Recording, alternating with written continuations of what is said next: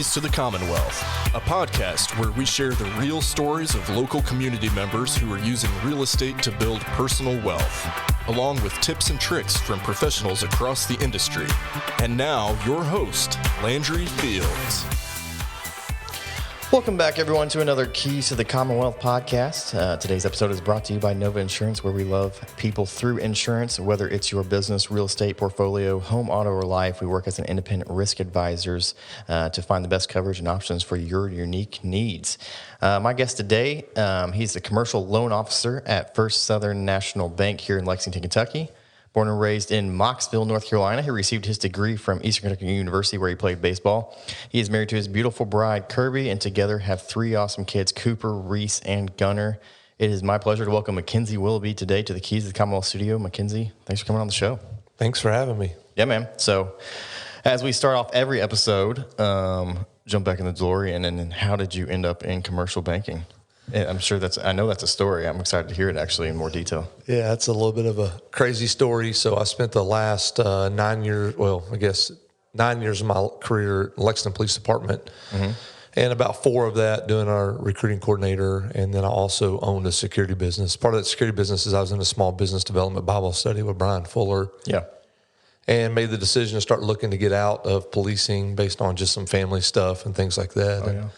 Brian offered me a job, and here we are. The obvious jump from police to commercial lending. Yeah, right. I've always been a networker by trade. Sure. I spent 2.5 years on staff with the college ministry, and kind of that's what I viewed as the police department is I'm networking, trying to, you're most of the time you're encountering people on their worst day, and you've got a chance to impact them either positively or negatively. And so I kind of always approached it that way, kind of the same thing I do now every day. Yeah.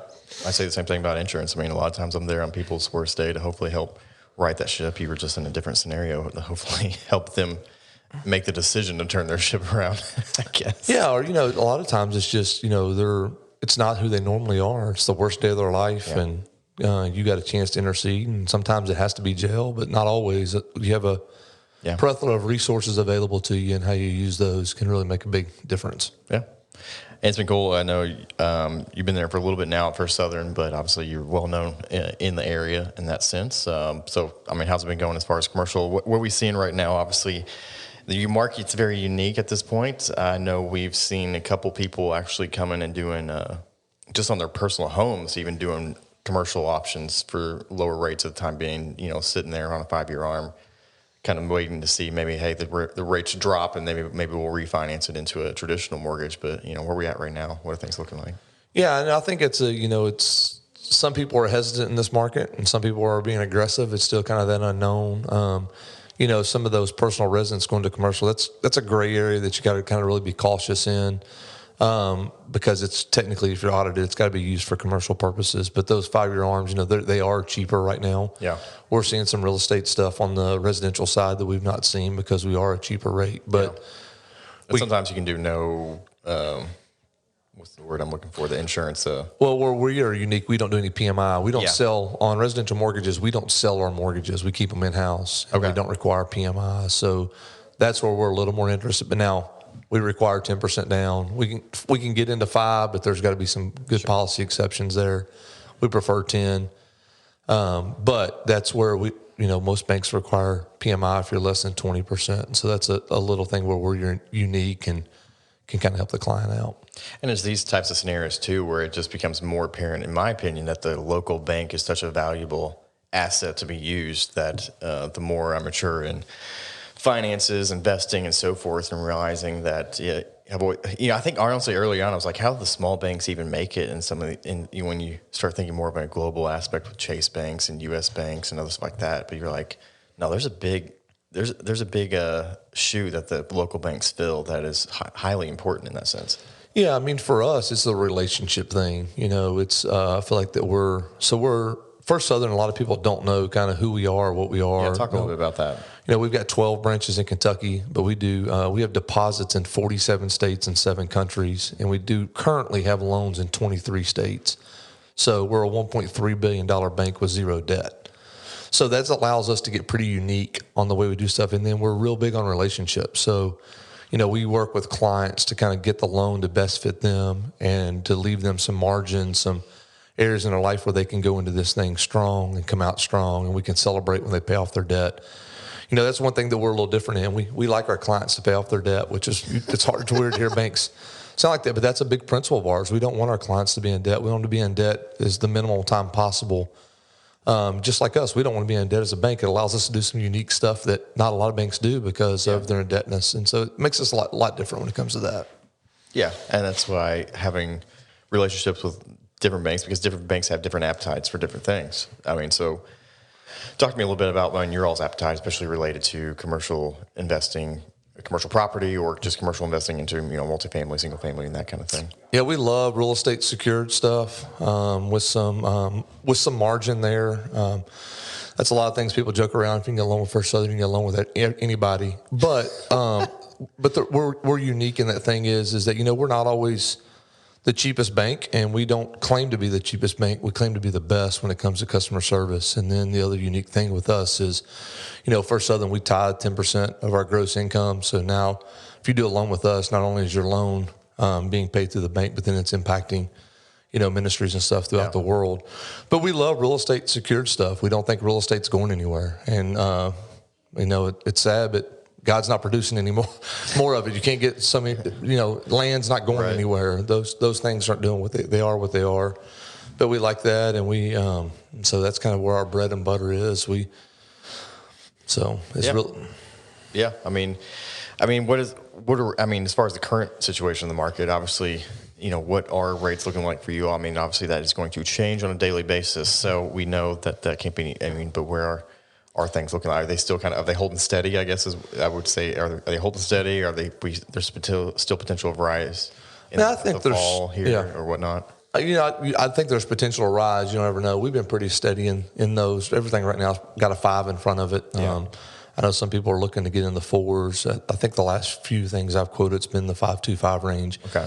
But it's just, kind of wait and see. We don't know what the market's going to do. We think it's steadying out, but who knows right now? It's been kind of all over the place. A lot of people made projections that mortgage rates would never get above 4%. And right now they're in 6 and was in 7s. So, and you guys, it feels like First Southern's been at least a little bit more steady as it goes, no matter pre-craziness versus, now. Yeah, we try raising. We use the term here a lot is we try not to ride the waves. We try to stay steady and then figure out where that's going to be and kind of keep this up and down all the time. It's like, hey, let's take a look at it, see where it's going to be for a couple of months, make our adjustments, and not just kind of continue to move all over the place. Just kind of be steady in the storm. Yeah. So for somebody that's not done a commercial aspect of a loan, looking at maybe buying a duplex, fourplex, or something like that, never been in commercial banking as far as a loan goes, where are you kind of looking at? I mean, what do they need to be looking at getting in, as far as their information together, as far as what you guys are going to be looking at? What is it that, in essence, if I was sitting down with you as a first time? Yeah, we'll send out what's called a personal financial statement, a PFS. We want to get a PFS to kind of figure out where their net worth is, what liabilities they have. And then we need 3 years tax return, 3 years P&Ls, pay stubs. There's a whole list that we send out. And then at that point, we begin to evaluate kind of what looks, does this make sense? That's another thing with us. Sometimes we may tell you, hey, no, we don't think that this is kind of our appetite, but we're going to tell you why. Or we're going to say, hey, this is a deal we want to do, but we need these things here. And trying to really kind of help people see the big picture, not just this deal. A lot of times we get focused in on deals, and it's like, well, maybe I think this is a deal for you, but I don't think this is the right deal. I think there's another right deal to be had. And so some people appreciate that, some people don't. The art of learning how to walk away from a deal is good. Like, so we just walked away from, kind of a first option deal, and really we just I think the numbers were just a little bit off. We didn't want to take too much of a chance and so forth. And so I was kind of proud being able to just kind of walk away and admit to myself sometimes, no, I don't need to just get every single thing that comes across the desk type of thing, right? I'm the same thing in loans, right? I'm an athlete at heart. I hate losing. It's no, I'll figure this thing out. But no, I think you're right. The art of walking away, and really what we want to get people to do is help them see their parameters that fits them best based on their finances. Sure. And staying within those so you can thrive and be successful. When we start fudging those lines is where we start, when on a rainy day, it gets really difficult.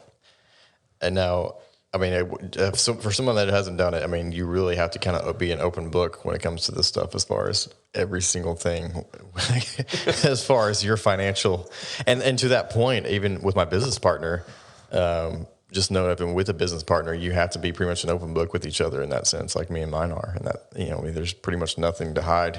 Yeah, that's exactly right. It's if you're trying to hide it, it will get exposed in the process. I mean, it levels the playing field in that sense. One of the things we're always looking at too on commercial, with the banking side and with mortgages or the loans, and as the property investors, and some people don't know what it is, but the net operating income, which is a big portion of that. Basically, can you explain a little bit about what the net operating income is that investors need to be looking at in that sense? Yeah, we throw that term around with cash flow as well. How does the thing cash flow? Meaning like after, so you've got all of your expenses, your all of that versus your rent. What's left over at the end after your bills are paid and things like that. And that's net operating being bills paid before the actual debt portion of it, like your loan. Yeah, correct. All of that together. So what is that net? What's that going to be? What is the loan going? What is the property going to net after everything is paid out? Pre-loan. Pre-loan. And so that way we can figure out if that mortgage makes sense or not. Yeah. Yeah. And so that's a big thing to start realizing as a property investor, that there's so many of these acronyms and terms in real estate and in every industry, especially insurance, but that. Like, I'm totally confused by, it was like, what's cap rate, what's NOI, what's all these other things. Yeah, it's kind of like when I came over from the PD, you had these terminologies. People are like, what the heck are you talking about? I don't remember how many times I looked at Brian Fuller. I'm like, can you define that again? I need to. Right. And then you throw around the slang term that I understand. I was like, okay, I got that. Yeah. So trying to put the two together is fun. And so that's part of stuff of what we do to First Southern is sitting down and helping people look at that and what does that make sense, and rent roll, how do I calculate my rent roll with expenses in there to make sure that I know that I'm getting $1,200 a month in rent from this unit, but am I taking into account 25% if they leave, what I'm going to have to pay to cover damages and stuff like that? Yeah, that's an important part of it. Yeah. And we try to do that too. And knowing your numbers is so vitally important because if you don't know them, I mean, the bank does need to know them type of things. So you need to figure that out ahead of time. Like we like to calculate 35%, but then if you can show us historicals where it's less, then we're willing to look at that because some people are less. Like, we've worked with a guy in the past, like when they have an apartment turnover, his contractor goes to Lowe's and the countertop, the car, everything in every apartment is identical. Mm-hmm. So he knows exactly what his expenses are going to be. Nobody gets a different countertop. Nobody gets a different paint color. Yeah. Like he has it down to an art that he knows exactly what it's going to be when that apartment ends, what he's got to go do. Right. And so then we can look at that and say, okay, well, maybe it's not a 35%. But on average, we try to look at 35%. When you say 35%, you're talking about what again? Of a refit, like say once somebody like loss when somebody leaves, so the damages and stuff like that. I see. 35% of your rent's to cover that. I see. Expense. So, but. Like I said, sometimes it's 10%. Sometimes we like to float high on the margin. So you don't. What we don't want you to do is not calculate that. Yeah. Get to the end of the year, a tenant leaves out, and you go, "Holy crap! How am I going to fix this thing? I have to rerun it." Yeah. I mean, it's honestly just being smart with being cautious on it. Not overestimating anything and being cautious on your numbers. We try to underestimate everything. Me and my business partner in that sense. We're like, what is. If we'd rather overestimate rather than underestimate on those expenses and stuff like that. When that hot water heater goes out or, that electrician has to come, you want to make sure that those things are repaired. Those are things we don't want people floating so tight on margin that then those things come up and they're like, here they are struggling to get those things fixed to run them out the right way. Now, there's also sometimes in that aspect limits, I think, that individual banks can loan to one person. Is that kind of correct? Yeah, so I've heard. We're unique in that. Okay. It varies, right? It varies on base the size of your bank. So right now we're like $15.5 million. But then we have an insurance company and a holding company on top of that. So it's kind of limitless to say if the shoe fits right. Or we've done some deals too that we've got other banks that we partner with. It may not be we may not want all of it. Let's say you may have a $35 million deal that makes sense. Yeah. Well, we may want 15 of it, and then we may go to another bank that has the same vision, the same concepts, the same principles we do. Yeah. And they may take another 15 of it. Right. So we're willing to work on those deals with people too. It just depends on however that works. That is interesting because I never knew that until I think recently that banks would actually come together on deals like that. Which then I'm like, who am I paying at the end of the day? Yeah. So am I paying both banks typically in some respects each month, if that was the case? Or? You are, but one of them, like for example, we would take care of that. So you would pay us, and then we would take care of the other. To make it simpler on that end, but we that try way to you come together and still make the deal happen when it's a good deal. Yep. Because you all, what are some of the other ways you all are unique at in some respect? Because as far as, like I say, knowing Brian over there at the Lexington branch and so forth, it's like, you're willing to take a look at it like almost anything, or if it makes sense, or if there's some ways to get colorful in some respects, you guys are willing to take a look at that. Yeah, like I was talking to a guy this morning. So in the past, he has bought all of his rental properties with a hard money lender, and then did the retrofit or the reno, and then refinanced it. Well, one of the things I presented to him is, we could do an as is and an as will be appraisal. We could loan you on the as will be, 12-month interest only. That way in 12 months, you don't have to worry about your rate fluctuating, you're locked in. And he's like, really? So there's just some unique things that we do. Like I've got a client in Richmond we did the same thing with. He bought a commercial building to move his business into. It needed a complete renovation. So we did a loan amount with a drawall on it with 12 months interest only. And so he got his building done. Once it was complete, then it switched over to property interest only, and just like a normal, but his rate was locked in, yours were locked in, everything was locked in at the beginning. So as far as the pre and post, I mean, is that added gain? Just like, typically we're using hard money lenders in that sense, so we can kind of get the added gain that'll basically so let's say that you're going to 10 or 20% down, kind of a thing. Yeah, so let's say you're going to buy the property for $175,000. You're going to do $50,000 in renovation. So is it going to appraise for $250,000? It may appraise for $290,000 and give you some more in there. So we do the pre-appraisal as is, and then we do the post or the as will be appraisal, and then once it's done, the appraiser comes back to confirm that you did what you're going to do to meet that appraisal. And then that added equity is able to be put towards the 10 or 20% or 30%. We calculate that in from the beginning. Okay. The issue we run into that we have some clauses in there is that if you didn't do the work that you're supposed to do, then you would have to come up with some other cash. Okay. So good to know. What's some of the craziest things you've been a part of, or coolest things you've been a part of so far, or with First Southern in some respects? I mean, just the culture, or something that you just really enjoyed as far as a project or something like that. Yeah, I mean, for me, it's the relationship piece. Yeah. I've been told a lot of times, and I'll give you one of the examples of, and I tell this story, but our founder is on the way to Florida with one of our lenders to look at a deal, and they kind of have like a between $1 million and $13 million opportunity. And so he asked him, said, "Hey, did you say $1 million to 13? That seems like a drastic so range." There was multiple projects going on. It's like, how are we going to take part of it? Or are we going to take all of it? Okay. And so they kind of asked him, what do you want? When you leave here, if you could have exactly what you want, what would you do? And he said, well, how many guys are we meeting with? And so it's like 2. He said, you know what? He said, when we leave here, I hope to have 2 friends. If we have 2 friends, we'll build 2 relationships, and eventually we'll do business with 2 friends instead of just 2 random people. Yeah. And so that's just his mentality. Like, we want to be a friendship. We want to enter into a partnership. We want to make sure that the shoe fits on both sides, right? Yeah. We use the language a lot. We want to date, we want to get engaged, and then we want to get married. So if we have a new client, we want to date them, get to kind of know what their financial needs are, what they look like. Yeah. And as we continue to build that relationship, our goal is eventually we get married, and then we do all of our deals together. We know them, they know us, we know what they're expecting. They call, say, hey, I'm looking at this. No. Okay, great. And then they move on to the next one. Yeah. Just like in a marriage in general, right? Talk about Kirby and I, like when we first dated, our communication, what we knew each other needed or wanted is drastically different than what it is after 13 years of marriage. It's like, well, yeah. She knows like my stressors. She knows like what the things that kind of make me thrive. And so we communicate differently. We talk differently, and we can look at each other and go, hey, babe, that's not a good idea. That's going to put us in a bad spot. Yeah. Versus when we were dating, it may have been, really? Like, you don't trust me? We know each other now. And I think that's the same when we get into these relationships and banking and stuff like that. I think it benefits on both sides. We want to be able to trust them, but they want a bank that's going to tell them their honest opinion. And a lot of people will say, it's kind of how does that work out? I'm like, well, in 2008 and 2009, the average foreclosure of banks was 35 to 40%. The foreclosures of First Southern. It's still crazy when you stop and think about that, right? The foreclosures of First Southern was less than 3%. During that time? During that time. Wow.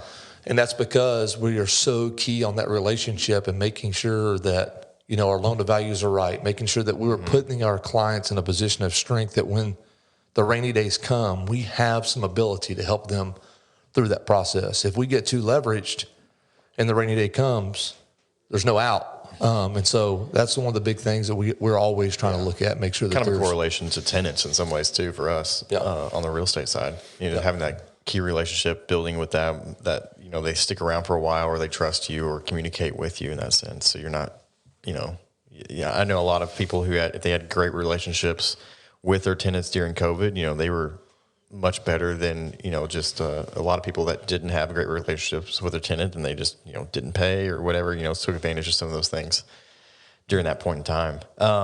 As far as different types of deals, I mean, what's out there as far as, again, for somebody doesn't know, what is the 5-year ARM amortization aspect of everything like that? Somebody that just has no clue. What are the different types of structures that you all use a lot? So we don't like anything over, especially when it comes to commercial, anything over a 20-year AM, which is the amortization period. So it's going to amortize over 20 years, and then we like a 5-year ARM, which means it's a 5-year adjustable rate. So let's say that for 5 years you're locked in at 5.25. After that 5 years, based on the market, it could raise or lower each year. Oh, not each year. After 5 years. After 5 years, so it's locked for the remaining 15 based upon what's going on? So it would be, let's say it's 5% for 5 years, and then after 5 it could go to, let's say it goes to 6%. Yeah. Then it's 6% for the next 5 years. So it's got a chance to adjust 3 times during that. Sure. However, it's capped at 2.5%. So a lot of people get freaked out. It's like, this thing go to 15. I'm like, no, the most it can go to 7.5. And they're like, well, what if it goes down? Like, well, then we can refinance it. And they're like, oh, okay. So, so it's good. And that's average on commercial. We're the same on residential, which is a little different. We don't have a long-term residential product. That may change over time, but ours 20-year, 25. Now, on residential, we'll go 25 with a 5-year adjustable. Okay. So, yeah. Gotcha. Which is definitely unique. How many banks are doing that? I feel like not very many. So. For me, it's twofold. One is, you're not paying PMI, so there's a little bit of that. But then for me, the first home buyers, that's really good at. The other thing it does, it's kind of funny, is it kind of forces people to pay more toward principal. And it's like, well, I'm scared it's going to adjust, so I'm going to dump some money toward principal. And the next thing they know, they pay that thing off in 12 or 13 years. And they're like, okay, so it's just a different approach. Yeah. And at the end of the day, we want to take our clients right, but we still have to make money too as a bank. Yeah. And so it's just kind of where we're at right now. We're looking at some options potentially down the road to do some long-term products. But the biggest thing for us is we don't want to sell our loans. Yeah. We want to keep those in-house, and we want to service our clients. When you start getting into some of the long-term stuff, those get sold to other people and other banks, and you don't know how they're getting serviced. You don't know. Yeah. They're basically no longer your client. So I deal with that on a daily basis, obviously, with insurance, and people have no idea. I'm like, yeah, this wasn't, but it's going to change in about 30 days, probably. 30 to 60 days or so that you're going to have Wells Fargo or somebody. Yeah, so, and they're like, oh, I'm like, no, that's pretty normal type of thing. Yeah. So, when you're not doing banking, what are some of your passions or personal goals that you kind of are working on this year or like to do? Yeah, we're a sports family in general. So my wife coaches high school volleyball, and then my 8 and 5-year-old play anything there is with a ball. So we just got done with summer baseball, moving into flag football, and then we're going to basketball, and then back to baseball. Me and my wife both were fortunate enough to be college athletes, so it kind of runs in the family. But it's been good, man. Yeah.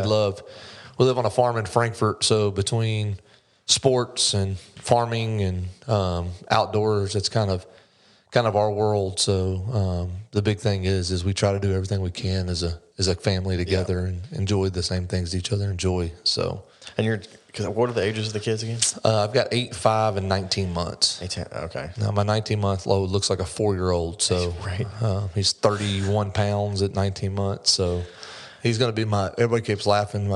My oldest is built like a quarterback. My middle one's built like a running back. And then my third one's a nose tackle. So, date night. Where you and Kirby going? We're big Midway people. Yeah. Only because mainly we moved to Frankfort and quiet getaway, and we can be there 6 miles from the house. the biggest thing for us is trying to find somewhere that we can talk. Yeah. It's very rarely with three boys that you get a chance to sit down and talk. We were laughing just a couple of days ago where she coaches. Between fart jokes and stuff like that. It's or fart noises or the armpit noise or fighting. But my wife before practice, right after school got out, she had about 30 minutes. And so we stuck our kids in the gym and let them run around. And we got to spend 15 minutes. Yeah. And somebody laughed. They're like, is this y'all's date night? I'm like, yeah, it's our date minute. Yeah. But no, we try to be intentional. We try to date. We like to do a date night once a week. It don't work a lot of times during volleyball season, but at least once a month. Or if you don't, you go to Chick-fil-A, you order your food and the kids' food. The kids stay. We tell our kids, you're going to keep playing. We're going to eat our food first and without you while you're playing in the playground, and then you can come eat your food type of thing, or in person that one too. That's exactly right. So you get unique in those things. But no, it's good. I mean, you know, we want to, one of the things that we try to do is we try to focus on our marriage as much as we focus on our work skills, if not more. Like, I don't want to just become a better lender. I want to become a better husband too, and a better dad. And so, which led into a lot of my transition from the police department to the lending world at First Southern. You know, I was getting to the point where I wasn't shutting that switch off when I got home, and my kids were being talked to like suspects.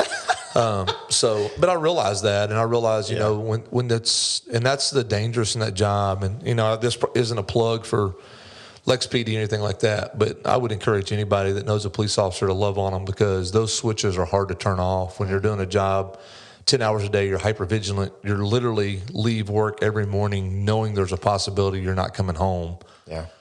Being able to shut off what you see. You know, it takes an officer 7 months to see the amount of trauma that a person sees in a normal lifetime. So you time that 7 months out over a 25-year career, it's sometimes hard for them to shut stuff off when they come home. It takes a toll. And so that's Kirby and I have been really focused on that too. Some of our friends, loving on them, having them out to the farm, getting them a chance to get away and not worry about sitting in a restaurant with your head on a swivel all the time, looking to see if somebody's going to walk in that you know. Yeah. And so just allow them to have that outlet and that release. And so that's been really good and really healthy. That's awesome. I was talking back to that point. I find it interesting. Me and some buddies were talking about this the other day. That it's like, it's so weird. Like, right, you're in your 30s, and you're just like, I was looking for, when I got to my 30s, it's like, man, 30s are kind of better than 20s. There's a lot of, just, you don't have to worry. You're kind of getting set and everything like that.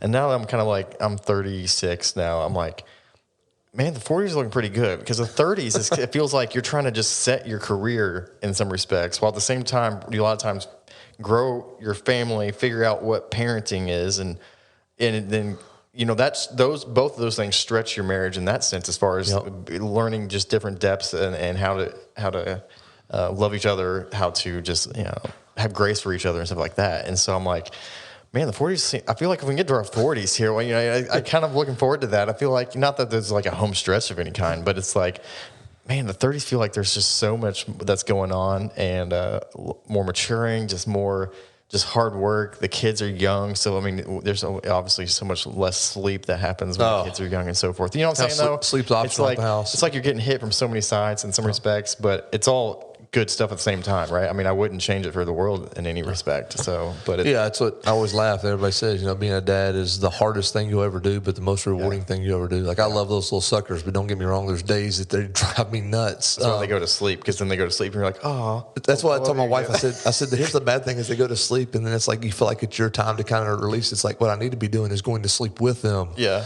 But we laughed. You're talking about the 40s, and she said, "What's your goal? Kind of in the 40s." And I'm 2 years away, and I said, "Not to buy any more diapers." That's right. I was like, diapers are outrageous. Yeah. And so if I get to the point where they're feeding themselves, bathing themselves, and dressing themselves, I said, as long as we still have 3 kids that haven't killed each other, I think it's a successful when we turn 40. That's right. No, it's I'm fortunate the Lord has really really blessed us, and it's kind of been cool to see my 8-year-old. The 5-year-old still could care less about little brother. He helps him some. But the 5-year-old is really becoming that nurturer, protecting him, taking care of him. But he's still late, right? There's moments he forgets. Hey, I'm going to watch. And you look up and you're like, where's your brother? I don't know. I thought you were watching. I missed him. I'm sorry. But you're starting to see that those nurturing techniques come out of him, and starting to see him ask a lot of spiritual questions. And it's been really cool. So. Nice. Favorite thing about Kentucky here as we kind of wrap up? What's that? Favorite thing about Kentucky as we kind of wrap up? Oh, man. Somebody was moving here, you know. For me, I think the most unique thing is what all's available. And what I mean by that is you got Kentucky sports, you got University of Kentucky, you got sports, then you got, the individual sports, golf, little league, whatever that may be, softball, and then you've got the farm and you got the city. Like within Lexington, I mean, really, you got the bourbon industry. Within 10 miles or 15 miles, tell me something you don't have. Right. It's very unique. And somebody's like, we don't have a professional sport. And I'm like, you don't need one. You got the Wildcats. Yeah. Well, I mean, it's true. You got mountain climbing, rock climbing, hiking, fishing, boating, bourbon trails, horse stuff, and the horse and bourbon, obviously, very unique to here. Yeah, and then the people. I mean, it just, Lexington's a unique community that still is pretty connected and still pretty loving. And I got to experience that, and it's part of the police department, too, is, a lot of people are like, oh, your job. And I'm like, no, you know what? I'm fortunate to be in Lexington because we still have a really good community that loves each other and loves people. There's always those unique situations. Sure. But overall, it's like, most of the time, you go to the restaurant, people are still holding the door open for each other and saying thank you. And it's not, I spent about 2 days in New York City not long ago, and I was like, this is one place I do not want to live. Like it was weird for me a little bit when I was going to Campbellsville I was dating my wife, and I'd pull into her street and people would just like wave, like as I'm passing them by. And I was like, why are they waving at me? And I kind of grew up in the middle of like the city of Lexington, but now we kind of spend a lot more time outside in the counties and different things like that. And I'm like, that's kind of one of my favorite things that I love now. Just like, I don't know who the person is. I'll even start waving first to the person that I'm just driving past as they're, taking their garbage out or whatever type of thing. And Lexington's weird, man. And it's a small, big town. Oh, and it's the biggest small town in America, in my opinion. People, everybody still kind of knows everybody and still talks in the same circles, and which is unique. I mean, yeah. And Lexington's unique in the size. It triples in population during work hours, and then which is kind of cool. And it's 300,000 or 400,000 people during the day, and then it doubles to almost. I think it goes almost over 1 million during work hours, which is kind of crazy to see. Really? Yeah, it's pretty unique when it comes to that. Interesting. Last question. I mean, if somebody wants to get in touch with you, First Southern, talk commercial real estate, commercial loans, financing, all that kind of stuff, what's the best way to get in touch with you? Yeah, email me or call me. Email is mwiloughby@fsmb.net, and so that's WILLOUGHBY. Or call me, personal cell phone, 859-265-0440. So I'd love to talk and help any way I can. Oh, man. Mckenzie, appreciate you coming on the show today. Make sure everybody to subscribe. Check us back next week for another Keys to the Commonwealth podcast episode.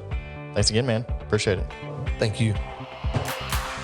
To learn more about this podcast, visit our page at keystothecommonwealth.com. To connect with Landry regarding insuring your investment portfolio, email Landry at novainsuranceGroup.com or call 859-687-2004.